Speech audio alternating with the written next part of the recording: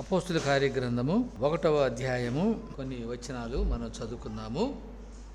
ఓ థియోఫిలా, యేసు తాను ఏర్పరచుకునిన అపోస్తులకు పరిశుద్ధాత్మ ద్వారా ఆజ్ఞాపించిన తరువాత ఆయన పరమునకు చేర్చుకొనబడిన దినము వరకు ఆయన చేయుటకును బోధించుటకును ఆరంభించిన వాటన్నిటిని గూర్చి నా మొదటి గ్రంథమును రచించితిని.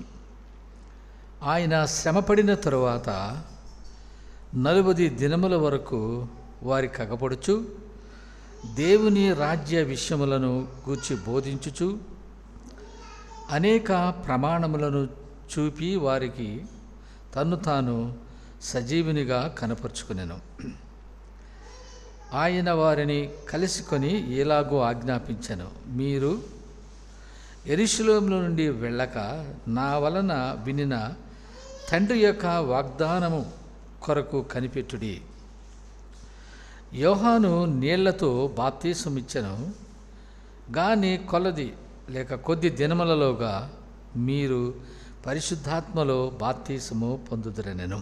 దేవుడి మాటలను మన కొరకు దీవించునుగాక. ఈ యొక్క అపోస్తుల కార్యగ్రంథాన్ని వ్రాసిన వారు ఎవరు అంటే లూకా గారు రాశారు. లూకా గారు 2 పుస్తకాలు రాశారు. ఒకటి దీనికి ముందు లూకా సువార్త, తర్వాత అపోస్తుల కార్యములు. మరి లూకా సువార్తలో ఏమి రాశాడు అంటే ప్రభు యొక్క జీవిత చరిత్ర, అనగా ప్రభు గురించిన విషయాలు ఇక్కడ మొదటి వచనాల్లో మనం చూస్తాము. తర్వాత 2వ పుస్తకమైన అపోస్తుల కార్యములు, మరి అపోస్తులు అనగా యేసు ప్రభు వారి శిష్యులైన వారు చేసిన లేక దేవుడు వారి ద్వారా చేయించిన కార్యక్రమాల గురించి రాయటం జరిగింది. ఈ 2 పెద్ద డిఫరెన్స్ ఉండదు ఈ రెండింటి మధ్య. బహుశా కొంచెం ముందు లూకా సువార్త రాశాడు, ఆ తర్వాత మరి అపోస్తుల కార్యం గ్రంథం రాయటం జరిగింది. మరి ఇది ఎవరిని అడ్రస్ చేసి రాశాడు అంటే మొదటి వచనంలో థియోఫిలా అనే ఒక వ్యక్తికి అడ్రస్ చేసినట్లుగా ఉంది. అంటే బహుశా ఈయన కైసరులో అఫీషియల్ ఒక ఉద్యోగి అయి ఉండవచ్చు, లేక క్రిస్టియన్స్ కూడా ఉన్నారు ఆ యొక్క కైసరియా ప్రాంతంలో. అప్పుడు సీక్రెట్ క్రిస్టియన్స్ ఉన్నారు. అంటే క్రిస్టియన్ సీక్రెట్ అని అంటే రోమా సామ్రాజ్యంలో క్రైస్తవులు అని ఓపెన్గా చెప్పుకోవటానికి ఇంత ఫ్రీగా లేదు అప్పుడు. కానీ క్రిస్టియన్స్ ఉన్నారు లోపల, కనుక మనసులో వాళ్ళు ఉన్నారు. అందుకనే వాళ్ళని ఉద్దేశించి ప్లూరల్లో ఆయన రాస్తున్నట్లుగా మనం చూస్తాం. ద ఒరిజినల్ మనం అర్థం చేసుకోవలసిన విషయం అన్నమాట. మరి వారిని అడ్రస్ చేస్తూ తర్వాత యేసు ప్రభు వారు ఏ విధముగా మరి తన శిష్యులను ఏర్పాటు చేసుకున్నాడు, పరిశుద్ధాత్మ ద్వారా ఎలాగా ఆజ్ఞాపించిన తర్వాత ఏ విధంగా వారు మరి ప్రభు కొరకు అద్భుతాలు చేశారు అనేదాని అపోస్తుల కార్యగ్రంథము తన మొదటి గ్రంథమును వ్రాయించారు.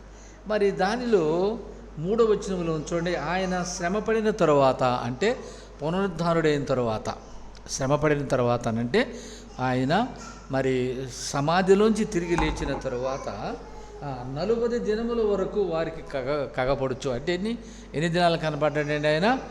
40 days అనమాట. ఆయన ఆరోహణం అవే సమయానికి, ఆయన పునరుద్ధరణైన సమయానికి, అనగా ఆయన తిరిగి లేచిన తర్వాత ఆరోహణం అంటే పరలోకానికి వెళ్ళే ఆ టైం వరకు ఈ మధ్య పీరియడ్ 40 days అంటే 40 దినముల వరకు వారి కగపడుచు. యేసు ప్రభు వారు ఆయన ప్రత్యక్షతలు అంటే తిరిగి లేచిన తర్వాత ఎన్నిసార్లు కనపడ్డాడు అంటే 11 సార్లు అని చెప్తారు. బహుశా అది కరెక్ట్ కావచ్చు. మరి తర్వాత వారి కగపడి ఆయన ఏం చెప్పాడు?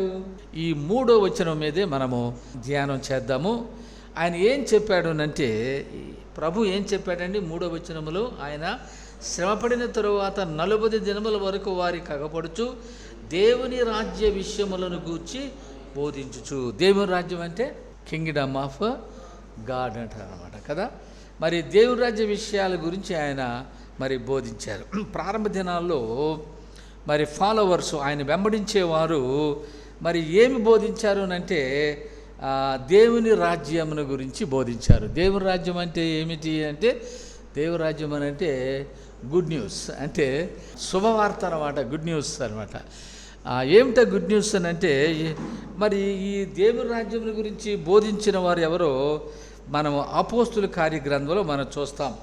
ఈరోజు ఎవరు దేవుని రాజ్యాన్ని గురించి బోధించారు? అసలు దేవుని రాజ్యం అంటే ఏంటి అది కూడా మీకు తెలియాలి.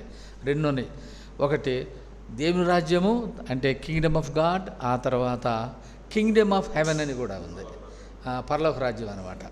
ఈ రెండు ఒకటే, కాకపోతే వీళ్ళు ఉపయోగించిన విధానము, ఎందుకంటే మత్తయి కింగ్డమ్ ఆఫ్ హెవెన్ అంటాడు. అంటే దేవుడి పేరు ఎత్తడం కొద్దిగా వాళ్ళకి ఇబ్బందిగా ఉంటుంది. ఎవరికంటే యూదులకి దేవుడి పేరు ఎత్తాలంటే వాళ్ళకి భయం అన్నమాట. అందువలన అంతే రెవరెన్స్ అంటే భయం, అంటే భయం ఉంది, వాళ్ళకి భక్తి కూడా ఉన్నది. అందువలన దేవుని పేరు ఎత్తడం కంటే ఆయన పరలోకము అంటే పరలోక రాజ్యము అని చెప్తాడనమాట. అందుకని కింగ్డమ్ ఆఫ్ హెవెన్ అని ఉంటుంది ఎక్కువ మత్తయి సువార్తలో, ఆయన యూదుడు కనుక. మిగిలిన వారు మరి మత్తయి కాకుండా మళ్ళీ నెక్స్ట్ మార్కు, తర్వాత లూకు గ్రీక్ అనమాట. అలాగే యోహాను, ఆయన కూడా యూదుడే, యోహాను కూడా, మార్క్ కూడా యూదుడే. అయితే వీళ్ళు కింగ్డమ్ ఆఫ్ గాడ్ అంటే దేవుని రాజ్యం. దేవుని రాజ్యం అంటే ఏంటి? What is it? దేవుని రాజ్యం అంటే గాడ్స్ రూల్ అంతే.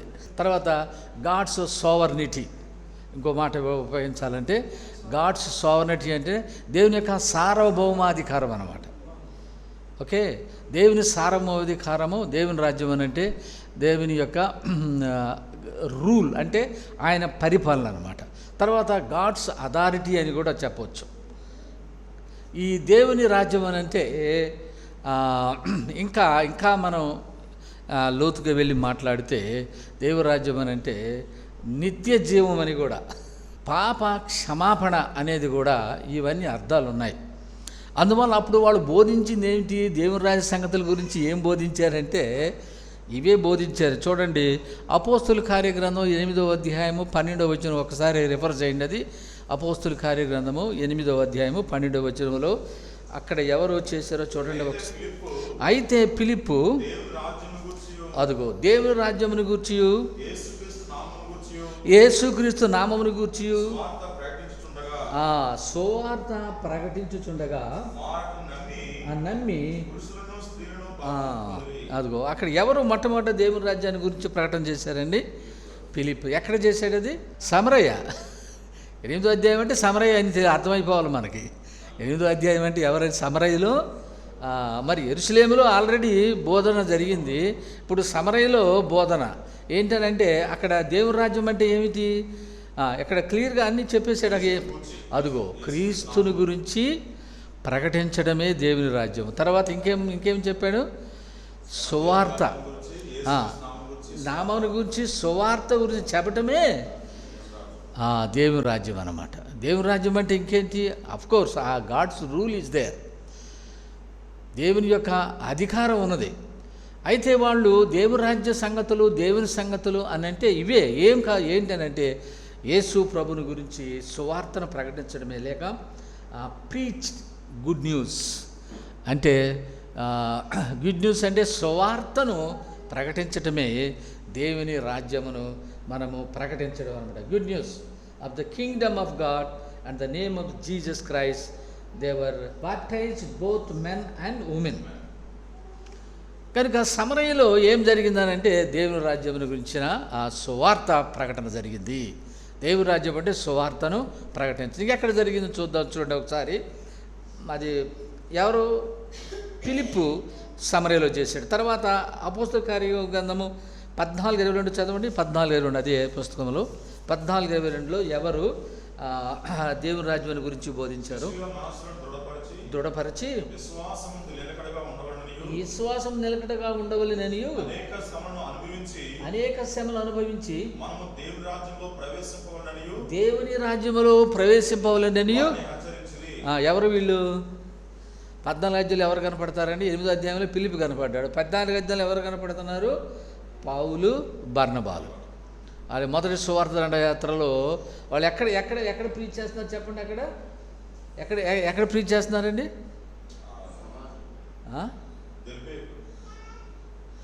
అంతియోకులో వాళ్ళు ప్రారంభించారనమాట. ఏ అంతియోక్ అది? పిసిడియన్ అంతియోక్ అనమాట. పిసిడియన్ అంతియోక్ అంటే ఎక్కడ ఉంటుంది ఇది? పిసిడియన్ అంతియోక్ ఎక్కడ ఉంటుందండి?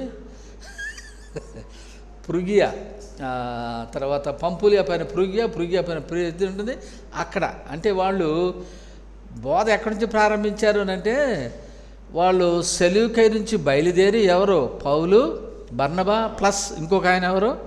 Mark, John Mark. వీళ్ళు ముగ్గురు కలిసి ప్రయాణం సాగి దేని కొరకు? దేవుని యొక్క సువార్తను, దేవుని రాజ్యాన్ని ప్రకటించడానికి బయలుదేరి వాళ్ళు ఎక్కడికి వచ్చారు? ఇవన్నీ దాటుకుంటూ ఏవి? సెలూకయ అంటే అంత్యోకు నుంచి సెలూకయ, సెలూకు నుంచి సలామిస్ అంటే కుప్రాలో సలామిస్ అనమాట, తూర్పు వైపున ఉంటుంది, అండర్ అంత్యోకకి డౌన్లో ఉంటుంది అనమాట. అక్కడి నుంచి వాళ్ళు మరి పాపోస్ అంటే క్యాపిటల్ సిటీ ఆఫ్ సైప్రస్ అంటే కుప్రా అంటే ఒక మధ్యధరా సముద్రంలో ఒక దీవి అన్నట్టు. దాన్ని కిత్తీమ్ అంటారు. ఓల్డ్ టెస్టమెంట్లో దానికి ఒక పేరు ఉంది. ఏంటి తెలుసండి? అది కిత్తీమ్ అన్నట్టు. మనం బ్యాక్ టు మన ఓల్డ్ టెస్టమెంట్లోకి వెళ్తే అది తెలియగలుగుతాం. అక్కడ మొట్టమొదటి దేవుని సువార్తను ప్రకటించేశారు. మరి అక్కడి నుంచి మళ్ళీ ఎక్కడికి వెళ్ళారు? పెర్గేకి వెళ్ళారు. పెర్గే నుంచి ఎక్కడికి వచ్చేసారు అంటే అక్కడ కూడా సువార్త, అక్కడ కూడా దేవుని రాజ్య సంగతులను బోధిస్తూ అక్కడ పిసిడి అంతియోకు వచ్చాడు. పెర్గే నుండి పిసిడి అంతియోకు సుమారు 192 కిలోమీటర్లు ఉంది, అంత దూరం ఉంది. మరి వాళ్ళంతా ఎలా వచ్చారో తెలుసా అండి? By walk, not by flight. ఎలా వచ్చారండి? By the walk. కొంతగా దేవురైతే ప్రకటన చేయడానికి షిప్ ద్వారా వచ్చారు. అక్కడి నుంచి వాళ్ళు నడుచుకుంటూ వెళ్ళారు. అది ఒక సందర్భంలో అక్కడికి. అందుకని అనేక శ్రమలు పడి ఏమన్నారండి? అది ఆ మాటలో ఎందుకు రాశాడో తెలుసండి మేబీ లూకా గారు? అనేక శ్రమలు పడి దేవుని రాజ్యంలోనికి, అంటే ఈ ప్రయాసంతా దేనికోసం అంటే దేవుని రాజ్య సువార్తను ప్రకటించడం అన్నమాట. అది ఇంకేంటి మరి? యేసు ప్రభువుని చెప్పటమే, ఆయన సువార్త చెప్పటమే. అనేక శ్రమలు ఉంటే కానీ, అంటే శ్రమలు అంటే మరి సువార్త చెప్పినప్పుడు అపోజిషన్ వచ్చేస్తుంది కదా. మరి అపోజిషన్ అంటే ఎదుర్కోవాలి కదా. అపోజిషన్ అంటే వాళ్ళు రాళ్ళు విసురుతారు, మరి వాళ్ళన్నీ కూడా మనల్ని విమర్శిస్తారు, కొడతారు, అవసరమైతే వీధులకు లాగుతారు. కనుక ఈ శ్రమల్లో గుండా మనం వెళ్ళాలి. ఈ శ్రమల్లో వచ్చినప్పటికీ మనం సువార్త ప్రకటించేయటం మానకూడదు. అందుకని ఆ శ్రమల్లో ఆయన చెబుతున్నాడు అనమాట. అనేక శ్రమలు పడి ప్రవేశించాలంటే మరి ఇవన్నీ మరి దేవుని సువార్త వింటేనే కదా, వాళ్ళు చెప్పనిస్తే కదా అందరూ అంగీకరించేది. అంతా శ్రమలతో కూడింది కదా. వాళ్ళ బాధలు చెబుతున్నారన్నమాట. అందువల్ల దానిలోకి దేనికండి? పరలోక రాజ్యంలోనికి మనము ప్రవేశిస్తాము.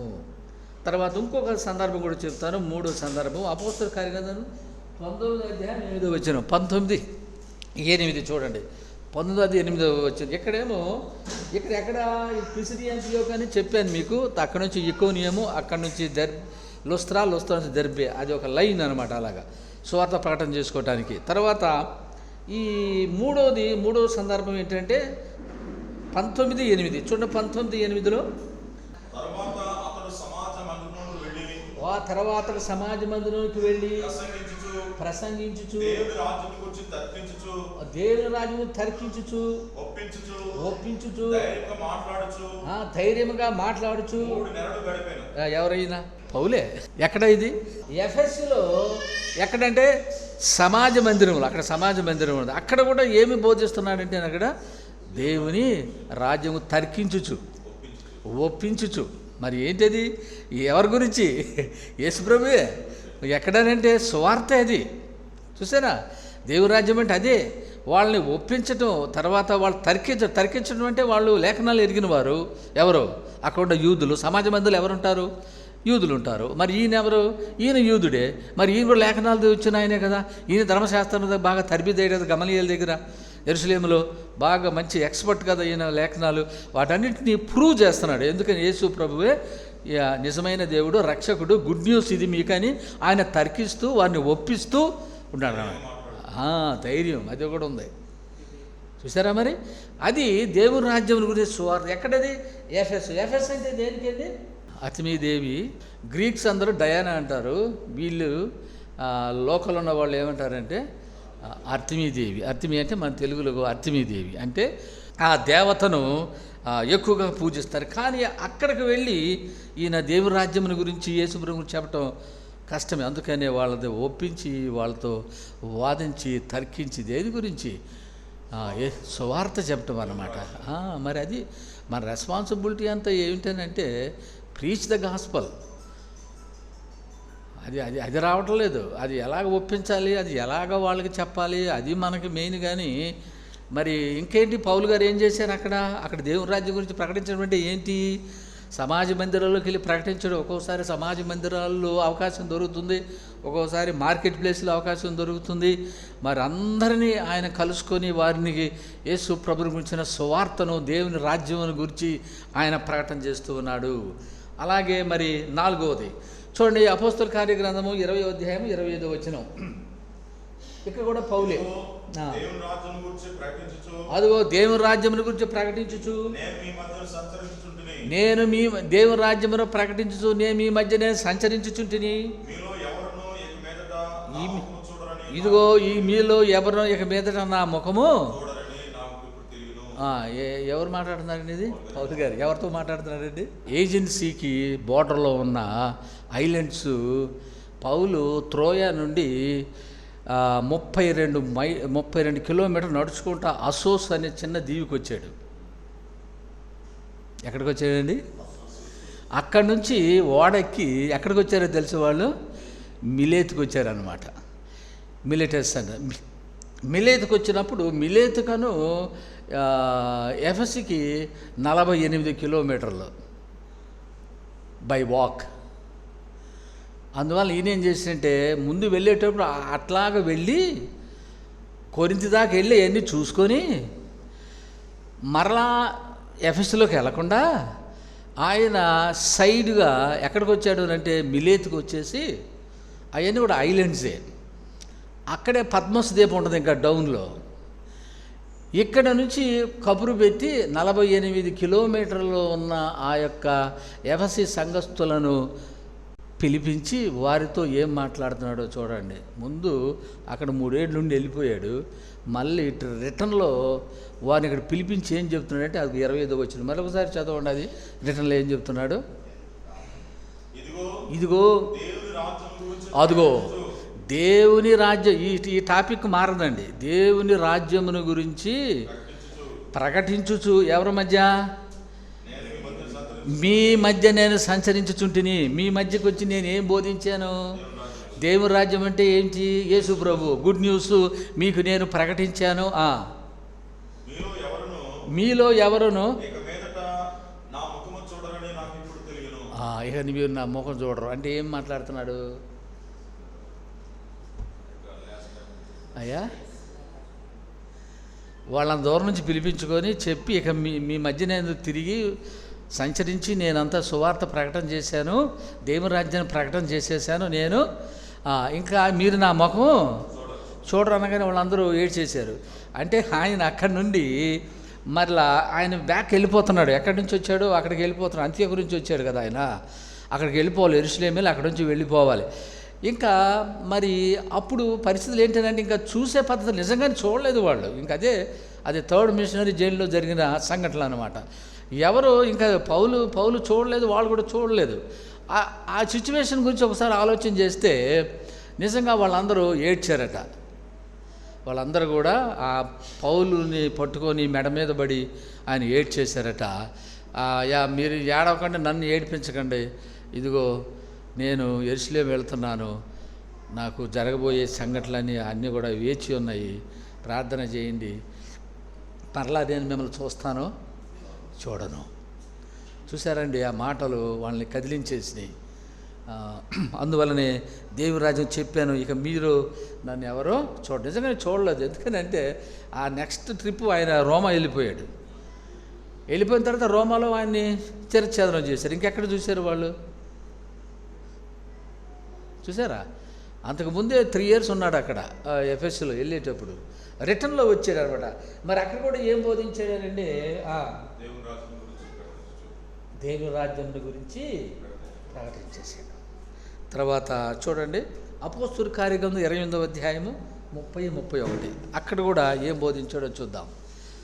ఇది ఎక్కడండి? మిలేటస్. గుర్తుపెట్టుకోండి, మిలితే. పౌలు ఎక్కడున్నాడండి? 2 సంవత్సరాలు అద్దెంట్లో ఉన్నాడు. ఎవరు? పౌలు గారు. ఎందుకున్నాడు అక్కడ అద్దెంట్లో? అయ్యా వాళ్ళని తీసుకెళ్ళారు అక్కడికి. ఎక్కడికి? రోమ్ తీసుకెళ్ళిపోయారు. ఎక్కడి నుంచి? కైసరియా నుంచి రోమ్కి తీసుకుని వెళ్ళారు. Long journey. ఎందుకు అక్కడ తీసుకెళ్ళారంటే పౌలు ఏం చెప్పాడు అంటే, ఇక్కడ నన్ను యూదులు చంపను ఉద్దేశిస్తున్నారు, నా మీద వాళ్ళు అక్యూజేషన్స్ అపవాదులు తీసుకొని వస్తున్నారు గనుక నాకు న్యాయం జరగదు ఈ గవర్నర్ల ముందు, ప్రో కౌన్సిల్స్ ముందు. నేను ఎక్కడికి వెళ్తానంటే నేను కైసరి దగ్గరికే చెప్పుకుంటాను నేను. అందుకని కైసరి దగ్గరికి పంపటానికి వాళ్ళు తీర్మానం చేసుకొని ఆయన పంపినప్పుడు ఈ సంఘటనలు జరిగినాయి. అక్కడ అద్దెకున్నాడట. ఎన్ని ఏండ్లండి?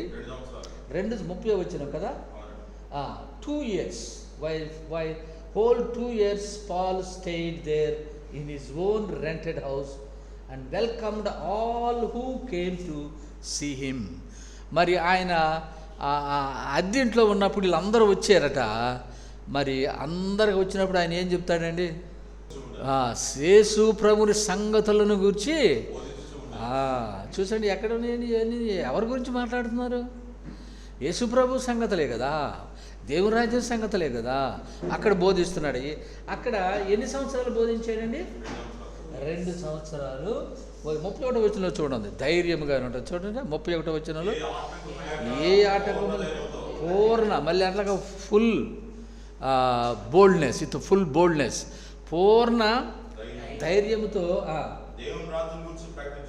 దేవుని రాజ్యముల గురించి ప్రకటించుచు. అదిగో దేవుని రాజ్యం అంటే ఇదే, యేసుప్రభు సంగతులే. చూడండి, ఇప్పుడు మనము 5 రెఫరెన్సులు చూసామన్నమాట. ఈ 5 రెఫరెన్సెస్లో ఏం కనపడుతున్నాయి అంటే దేవుని రాజ్యం గురించి అంటే సువార్త గురించి ఆయన బోధిస్తూ ఉన్నాడు, ధైర్యంగా బోధిస్తూ ఉన్నాడు. రోమ్లో బోధిస్తాడు. ఇది ఎక్కడండి ప్లేసు? రోమ్ అన్నట. ముందట మిలేతులో. రోమ్లో ప్రకటించడం అంటే చాలా కష్టం అండి. ఎందుకనంటే ఎంపరర్ వర్షిప్ని ఎంకరేజ్ చేసే రోమన్ ఎంపైర్ అది. అలాంటి ఆ స్థలంలో దేవుని రాజ్యం అంటే క్రీస్తుని గురించి ప్రకటించడం అనేది చాలా కష్టం. అయినా ఆయన 2 సంవత్సరాలు అద్దెంట్లో ఉన్నాడు. Who paid the money? అద్దె ఎవరు పే చేసి ఉంటారు? Mission. He paid for 2 years rent. అక్కడుండి ఏం చేస్తున్నాడు అంటే ఆయన సువార్తను ప్రకటిస్తూ ఉన్నాడు. He never felt sorry for his imprisonment. ఆయన ఎప్పుడు కూడా అయ్యో నాకు ఇలా జరిగిందేంటి, నేను దేవుని నమ్ముకోవటాన్ని బట్టి నాకు ఇలాగ సంభవించిందేంటి, ఓ దేవా నువ్వేం చేస్తున్నావు అన్న మాటలు ఎప్పుడు ఆయన పలకలేదండి. మనం అయితే ఇంత జరిగితే చాలు అంత వ్యతిరేకం మాట్లాడతాం. ఆయన ఎక్కడా కూడా రాజీపడి తను ఎక్కడ కూడా సారీ అని ఫీలింగ్ కూడా ఆయన చూపించకుండానే ఆయన దేవుని రాజ్య సువార్తను ఆయన ప్రకటించాడు. అది గొప్ప సంగతి అన్నమాట. ఎందుకనంటే మరి రోమ్లో ఆయన చేశాడు. రోమా పట్టణంలో సువార్త ప్రకటించడం అంటే అది గొప్ప సంగతి. కనుక దేవుని రాజ్యాన్ని గురించి ఎవరెవరు చెప్పారంటే ఇప్పుడు 5 గురించి చెప్పాను నేను. ఫిలిప్పు మొట్టమొదట ఆయన ఎవరు? ఆయన ఎక్కడ సువార్త దేవుని రాజ్యం గురించి ప్రకటన చేశారంటే సమరయ. 2 ఎక్కడ?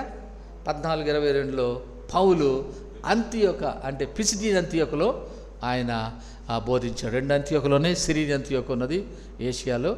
అలాగే టర్కీ దగ్గర ఇది ఉన్నది, ఏది పిసిడియన్ అంతియోక ఉన్నది.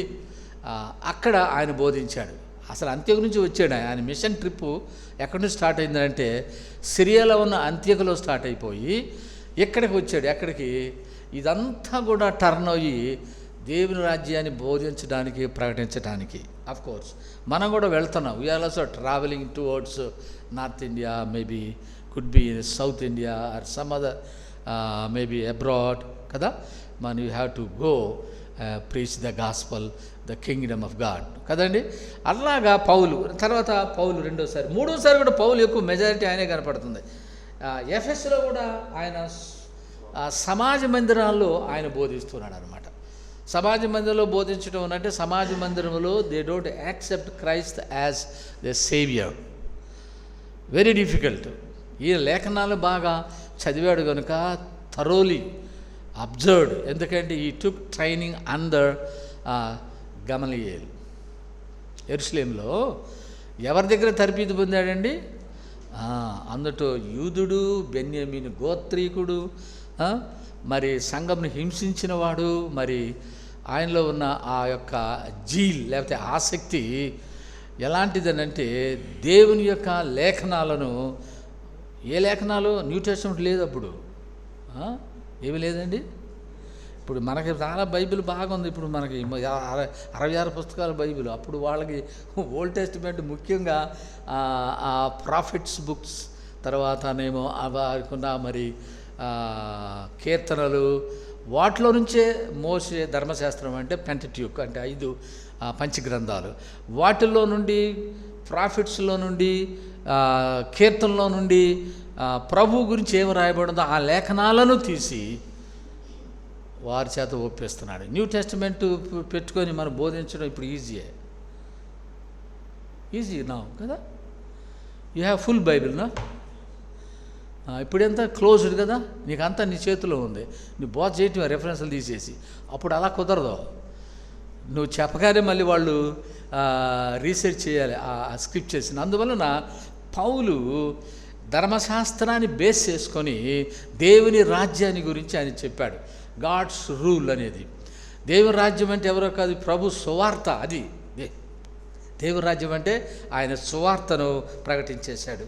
ఎక్కడ అనేది దెర్బేలోను, లుస్త్రాలోను, యుకోనియాలోను, అదంతా టర్కీ ఏరియా. ఇప్పుడు ప్రజెంట్ టర్కీ ఏరియా, ఏషియన్ కాంటినెంట్లో ఉన్న ఆ ఏరియాలో ఆయన బోధించాడు. మూడవదిగా ఎక్కడ బోధించాడు అంటే ఎఫెస్. అది కూడా ఏషియాలోది. ఎఫెస్ అనేది అర్తిమీదేవికి, అదే డయానా అని కూడా అంటారు. అంటే రోమన్స్ డయానా అంటారు, గ్రీక్స్ ఏమో అర్తిమీదేవి. కనుక అర్తిమీదేవి గుడి ప్రాంతంలో ఆయన సువార్త దేవుని రాజ్యం ప్రకటన చేయటం అనేది గొప్ప సంగతి కదండి. అలాంటి డేంజరస్ ప్లేస్ అనమాట. అక్కడ వాళ్ళందరూ కూడా అర్తిమీదేవిని మరి పూజిస్తూ ఉంటున్నారు. మీరు వెళ్ళి దేవీ చౌకుల సెంటర్లో నిలబడి బైబిల్ తీసుకొని బోధ చేయండి. ఎవరు డేరు వస్తారో చెప్పండి. అయితే కౌరం గుడి దగ్గరికి వెళ్ళిపోయి ఆ మూల కూర్చొని వాక్యం చెప్పండి. ఎంతమంది ధైర్యం ఉందో చెప్పండి. లోపల చెప్పుకోవటం కాదు. Can you stand there and then preach the gospel kingdom of God? You got your whole Bible, 66 books. Can you preach that? కష్టం. అది పబ్లిక్ ప్లేస్ అయినా, నీ చెప్పే అధికారం ఉన్నా. చూసారండి, అది మూడోది ఎఫెస్లో జరిగింది. తర్వాత మిలేతులో జరిగింది. పౌలు కూడా మిలేతు 25లో అక్కడ కూడా ఆయన ప్రీచ్ చేశాడు. ఏం ప్రీచ్ చేశాడు అని అంటే దేవుని రాజ్యం గురించి వారితో చెబుతూ, ఇదిగో ఇక నేను మీలో ఎవరు నా ముఖం ఇంకా చూడరు అని చెప్పేశాడు. అంటే ఆయనలో అంత ఆవేదన ఉన్నదో చూడండి. మీరు కూడా దేవుని రాజ్యం గురించి ప్రకటన చేయాలి, ఎఫెస్లో ప్రకటన చేయాలి. మరి పౌలు ఎఫెస్లో ప్రకటన చేయబట్టే ఆ గుడి మొత్తం అంతా కూడా లేకుండా పోయింది.